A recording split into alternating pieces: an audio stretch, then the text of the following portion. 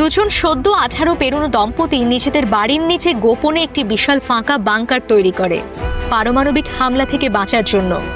হঠাৎ একদিন বাইরে বিকট শব্দে বিস্ফোরণ হয় এবং তাদের বাড়িটা এক নিমিষে ধ্বংস হয়ে যায়। তারা ভাবল সত্যিই বুঝি পারমাণবিক যুদ্ধ শুরু হয়ে গেছে।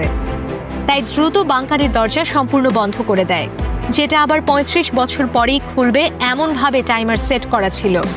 কিন্তু তারা জানতো না এই বিস্ফোরণ আসলে একটা দুর্ঘটনাবশত পড়ে যাওয়া বিমান থেকে হয়েছিল, কোনো পারমাণবিক বোমা ছিল না। কিছুদিন পর স্ত্রী গর্ভবতী হয় এবং সেখানেই তাদের ছেলে জ্যাক জন্ম নেয়। তাদের বাংকার ছিল অনেক উন্নত, বিদ্যুৎ, খাবার, বিশাল সুপার শপ, মাছের খামার, সবজি চাষ সব কিছুই ছিল।